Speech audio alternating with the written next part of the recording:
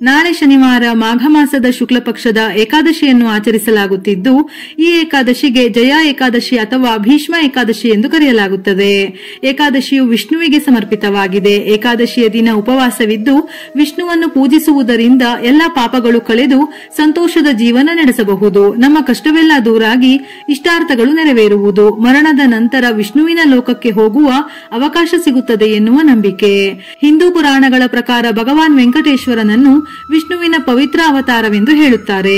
ವರಾಹ ಪುರಾಣ ಮತ್ತು ಭವಿಷ್ಯ ಪುರಾಣಗಳ ಪ್ರಕಾರ ಮಾನವ ಅವತಾರದಲ್ಲಿ ಜನಿಸಿದ ವಿಷ್ಣುವು ವೆಂಕಟೇಶ್ವರನಾಗಿ ಲಕ್ಷ್ಮಿಯನ್ನು ಹುಡುಕಿ ಹೊರಡುತ್ತಾನೆ. ಅಂದು ಲಕ್ಷ್ಮಿಯನ್ನು ಹುಡುಕಿ ಹೊರಟ ವೆಂಕಟೇಶ್ವರನನ್ನೇ ನಾವಿಂದು ತಿರುಪತಿಯಲ್ಲಿ ನೋಡಬಹುದು.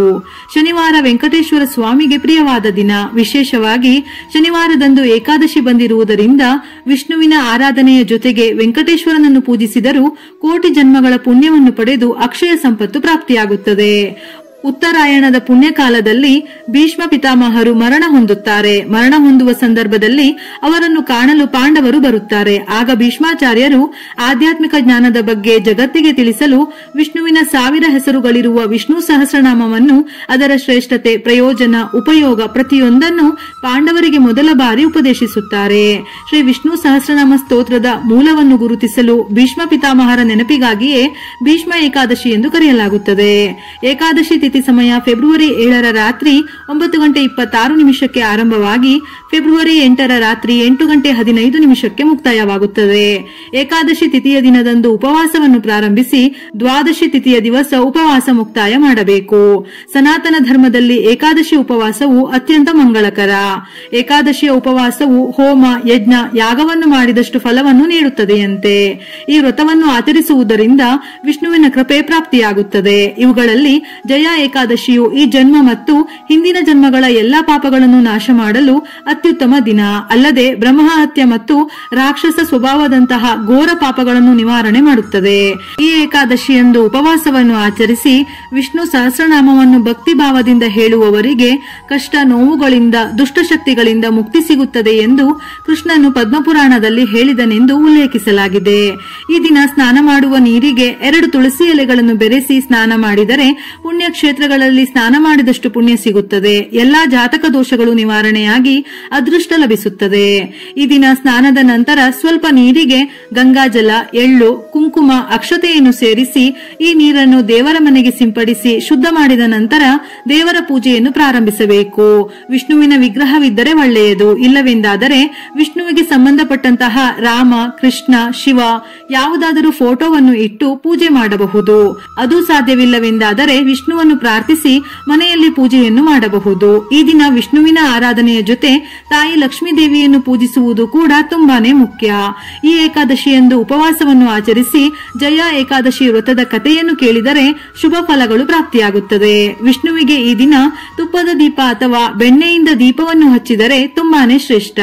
ವಿಷ್ಣುವಿನ ಪೂಜೆಗೆ ತುಳಸಿಯನ್ನು ಬಳಸಲೇಬೇಕು. ಏಕಾದಶಿಯ ದಿನ ತುಳಸಿಯನ್ನು ಕಿತ್ತರೆ ದೋಷ ಉಂಟಾಗುತ್ತದೆಯಂತೆ. ಹಾಗಾಗಿ ಏಕಾದಶಿಯ ಹಿಂದಿನ ದಿನವೇ ತುಳಸಿಯನ್ನು ಕೀಳಬೇಕು. ಜಯ ಏಕಾದಶಿಯ ದಿನ ಧಾನ್ಯ, ವಸ್ತ್ರ, ಹಣ್ಣು, ಬೆಲ್ಲ, ಎಳ್ಳು ಇವುಗಳನ್ನು ದಾನ ಮಾಡಿದರೆ ತುಂಬಾ ಶ್ರೇಷ್ಠ. ಇದರಿಂದ ಮನೆಯಲ್ಲಿ ಸಂತೋಷ, ಶಾಂತಿ ನೆಲೆಸುತ್ತದೆ. ಏಕಾದಶಿಯಂದು ಮಾಡಿದ ಪೂಜೆಗಳಿಗೆ ದ್ವಿಗುಣ ಪುಣ್ಯ ದೊರೆಯುತ್ತದೆ. ಮನೆಯಲ್ಲಿ ಪೂಜೆ ಮಾಡುವವರಿಗೆ ಅಖಂಡ ರಾಜಯೋಗ ಪ್ರಾಪ್ತಿಯಾಗುತ್ತದೆ. ಈ ಏಕಾದಶಿಯಂದು ಭಕ್ತಿಯಿಂದ ವೆಂಕಟೇಶ್ವರನನ್ನು ಪೂಜಿಸಿದರೆ ನಿಮ್ಮ ಪೂಜೆಗೆ ಅತಿ ಶೀಘ್ರದಲ್ಲೇ ಫಲಗಳು ಪ್ರಾಪ್ತಿಯಾಗುತ್ತದೆ. ಹಾಗಾಗಿ ಏಕಾದಶಿಯಂದು ವೆಂಕಟೇಶ್ವರನ ಪೂಜೆಯನ್ನು ತಪ್ಪದೆ ಮಾಡಿ. ಈ ದಿನ ತಪ್ಪದೆ ಅಕ್ಕಿ ಹಿಟ್ಟಿನಿಂದ 2 ಹಿಟ್ಟಿನ ದೀಪಗಳನ್ನು ತಯಾರಿಸಿ ದೀಪಕ್ಕೆ ಅರಿಶಿನ ಕುಂಕುಮವನ್ನು ಹಚ್ಚಿ ಹಸುವಿನ ಶುದ್ಧ ತುಪ್ಪವನ್ನು ಸೇರಿಸಿ ಬಿಡಿ ಬಿಡಿಯಾಗಿ 5 ಬತ್ತಿಗಳನ್ನು ಇಟ್ಟು ದೀಪ ಬೆಳಗಿದರೆ ಬಹಳ ಶ್ರೇಷ್ಠ.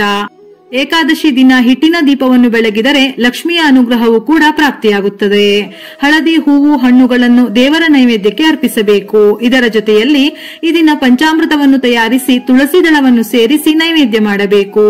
ವಿಷ್ಣುವಿಗೆ ಬಾಳೆಹಣ್ಣನ್ನು ಅರ್ಪಿಸಬಹುದು. ಭೀಷ್ಮ ಏಕಾದಶಿಯ ದಿನದಂದು ಭೀಷ್ಮ ದೇವರನ್ನು ಪ್ರಾರ್ಥಿಸಿ ತರ್ಪಣವನ್ನು ಅರ್ಪಿಸಿ ವಿಷ್ಣುವನ್ನು ಪೂಜಿಸುವವರಿಗೆ ಸ್ವರ್ಗ ಪ್ರಾಪ್ತಿಯಾಗುತ್ತದೆ ಎನ್ನುವ ನಂಬಿಕೆ. ಈ ದಿನ ಪೂಜೆಯ ನಂತರ ಅರಿಶಿನ, ಕುಂಕುಮ, ಬಾಳೆಹಣ್ಣನ್ನು ದಾನವಾಗಿ ನೀಡಿದರೆ ತುಂಬಾ ಒಳ್ಳೆಯದು. ಪೂಜೆಯ ನಂತರ ಗೋವಿಗೆ ಗೋಗ್ರಾಸದ ಜೊತೆ ಬಾಳೆಹಣ್ಣನ್ನು ನೀಡಿ. ಇದರಿಂದ ಏನಾದರೂ ಕಂಟಕವಿದ್ದರೆ ಪರಿಹಾರವಾಗುತ್ತದೆ. ತುಳಸಿ ಗಿಡಗಳನ್ನು ನೆಟ್ಟು ನೀರುಣಿಸುವುದು, ತುಳಸಿ ಗಿಡದ ಬಳಿ ದೀಪ ಬೆಳಗುವುದು ಶುಭದಾಯಕ. ಈ ದಿನ ಬಡವರಿಗೆ ಆಹಾರ ನೀಡಿ ನಿರ್ಗತಿಕರಿಗೆ ನಿಮ್ಮಿಂದ ಆಗುವ ಸಹಾಯ ಮಾಡಿ. ಈ ದಿನ ಸಂಜೆ 6 ಗಂಟೆಯ ನಂತರ ಮನೆಯ ಹೊಸ್ತಿಲಿಗೆ 2 ದೀಪವನ್ನು ಬೆಳಗಿ ತುಳಸಿಯ ಬಳಿ ತುಪ್ಪದ ದೀಪವನ್ನು ಹಚ್ಚಿ 11 ಅಥವಾ 21 ಪ್ರದಕ್ಷಿಣೆಯನ್ನು ಹಾಕಿದರೆ ಲಕ್ಷ್ಮೀ ದೇವಿಯು ಸಂತುಷ್ಟಳಾಗುತ್ತಾಳೆ. ಇದರಿಂದ ಆರ್ಥಿಕ ಸಂಕಷ್ಟಗಳು ಏನಿದ್ದರೂ ನಿವಾರಣೆ ಆಗುತ್ತದೆ. ನಾಳೆಯ ದಿನ ಅರಳಿ ಮರಕ್ಕೆ ನೀರನ್ನು ಅರ್ಪಿಸಿ ಪ್ರದಕ್ಷಿಣೆ ಹಾಕಿ ತುಪ್ಪದ ದೀಪ ಅಥವಾ ಸಾಸಿವೆ ಎಣ್ಣೆಯಿಂದ ದೀಪ ಬೆಳಗಿ. ಏಕೆಂದರೆ ಶ್ರೀ ವಿಷ್ಣು ಅರಳಿ ಮರದಲ್ಲಿ ನೆಲೆಸಿರುತ್ತಾನೆ ಎಂದು ಹೇಳುತ್ತಾರೆ. ಈ ದಿನ ವಿಷ್ಣು ಸಹಸ್ರನಾಮವನ್ನು ಪಠಿಸಲು ತುಂಬಾ ಮಂಗಳಕರವಾದ ದಿನ. ಹಾಗಾಗಿ ತಪ್ಪದೆ ವಿಷ್ಣು ಸಹಸ್ರನಾಮವನ್ನು ಪಠಿಸಿ ಅಥವಾ ನಾರಾಯಣ ಕವಚವನ್ನು ಸಹ ಪಠಿಸಬಹುದು, ಕೇಳಬಹುದು. ಇಲ್ಲವೆಂದಾದರೆ ಓಂ ಹ್ರೀಂ ಶ್ರೀಂ ಲಕ್ಷ್ಮೀ ವಾಸುದೇವಾಯ ನಮಃ, ಓಂ ನಮೋ ಭಗವತೆ ವಾಸುದೇವಾಯ, ಓಂ ವಿಷ್ಣವೇ ನಮಃ, ಓಂ ಗೋವಿಂದಾಯ ನಮಃ ಇವುಗಳಲ್ಲಿ ಯಾವುದಾದರೂ ಮಂತ್ರವನ್ನು 21 ಬಾರಿ ಅಥವಾ 108 ಬಾರಿ ತಪ್ಪದೆ ಜಪಿಸಿ. ನಾಳೆಯ ದಿನ ಸಾಧ್ಯವಾದಷ್ಟು ವಿಷ್ಣುವಿನ ಆರಾಧನೆಯನ್ನು ಮಾಡಬೇಕು. ಇದರ ಜೊತೆಯಲ್ಲಿ ಒಮ್ಮೆಯಾದರೂ ವಿಷ್ಣು ಸಹಸ್ರನಾಮವನ್ನು ಪಠಿಸಿ. ಸಾಧ್ಯವಿಲ್ಲವೆಂದಾದರೆ ತಪ್ಪದೆ ವಿಷ್ಣು ಸಹಸ್ರನಾಮವನ್ನು ಕೇಳಿ. ಇದರಿಂದ ಪ್ರತಿಯೊಂದು ದೋಷಗಳು ಪರಿಹಾರವಾಗುತ್ತದೆ. ವಿಷ್ಣು ಸಮೇತ ಲಕ್ಷ್ಮಿಯ ಅನುಗ್ರಹದಿಂದ ಪ್ರತಿಯೊಂದು ಪಾಪಗಳು ನಾಶವಾಗಿ ಸುಖ ಸಂತೋಷ ನೆಮ್ಮದಿ ನೆಲೆಸುತ್ತದೆ. ವಿಡಿಯೋ ಇಷ್ಟ ಆಗಿದ್ದಲ್ಲಿ ಮರೆಯದೆ ಲೈಕ್ ಮಾಡಿ, ನಮ್ಮ ಚಾನೆಲ್ ಅನ್ನು ಸಬ್ಸ್ಕ್ರೈಬ್ ಮಾಡಿ. ಇದೇ ರೀತಿಯ ಮನಮುಟ್ಟುವ ಉಪಯುಕ್ತ ಮಾಹಿತಿಗಳಿಗಾಗಿ ಮತ್ತೆ ಭೇಟಿಯಾಗೋಣ.